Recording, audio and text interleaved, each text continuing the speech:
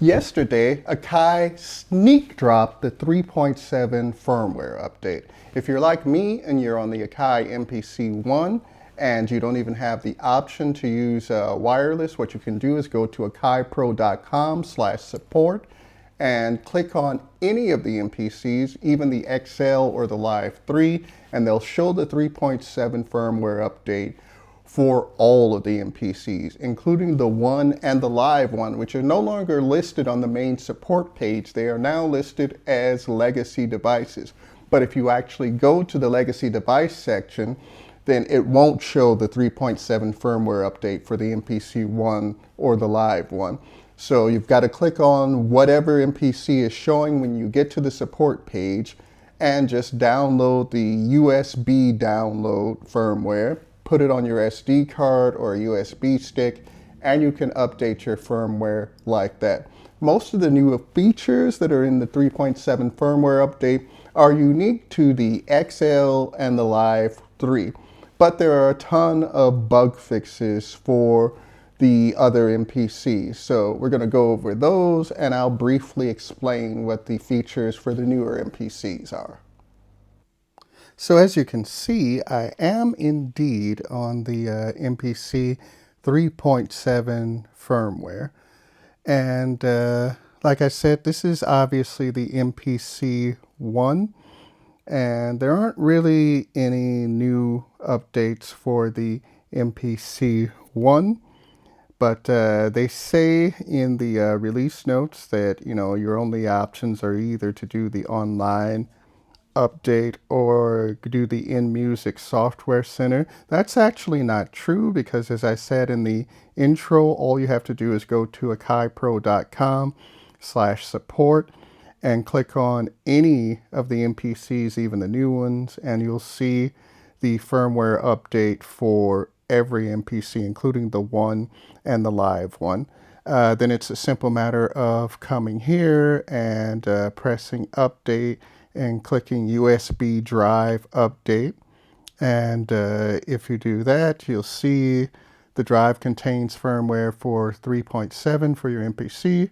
I'm already running that version, so I'm not going to reinstall now. But if you were still on 3.6, you would just do install, and then you would be up and running on 3.7.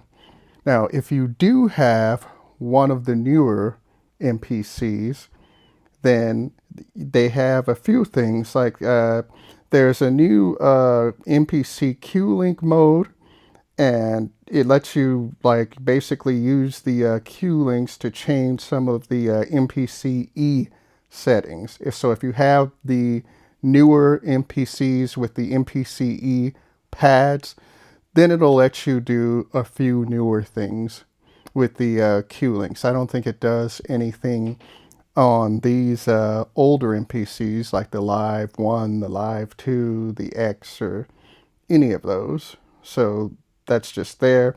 And it also has more features for you to use with the XY pad control. Also, obviously, just for the newer MPCs. There's a couple of other Q-Link features. There's something called there's something called the quadrant. There's supposed to be more visual feedback. I don't really understand what the quadrant is, but it's also part of the newer MPCs because you go into MPCE layer and you can select quadrant and go from there. In terms of what is available for the older MPCs, there are a variety of bug fixes. For example, I was having a problem where if, for example, I went into the sampler and I wanted to record over the main track that was playing, whenever I went into sample edit, it would take the sample just like it is now from having the entire track that I just recorded to moving the endpoint there. And this happened over and over again. And I made a YouTube video about it and I reported the bug to Akai. I didn't see that listed, but it says changing order of tracks during playback no longer causes audio drops. Audio tracks will no longer play out of sync when loop start is not placed at bar 1. You can see if we go to the main menu here, my loop start is set to bar 121. So maybe it's related, and the problem that I was having with the endpoint moving exactly there every time I wanted to record using the sampler, maybe that was just accidentally fixed by this update. I have no idea. It also says that stutter and audio dropouts no longer occur when switching sequences in clip workflow. Reordering of tracks while the transport is running no longer causes audio to be lost. Metronome is now available as expected when set into mono output. Arrangement will no longer stop when changing internal track types in sync mode. Switching focus to another track will no longer cut off MIDI notes received from an external sequencer. Record on next loop setting for audio tracks has been repaired. Again, that might be related to the sample edit problem that I was having. Pasting an audio region during clip playback no longer always places the data at the start of the arrangement. Pad lighting behavior when entering some menus has been improved. Track edit, changing between tracks and track edit, no longer causes audio errors. MPC control surfaces will no longer drop when changing track rapidly. Snap to 0 setting is now working in the samples page. That's a good thing. Deleting a track and then undoing that action no longer breaks the track's independent track length setting. Tap and cancel twice during stems processing no longer causes a crash. Processing a sample slice no longer sets slice selection to all.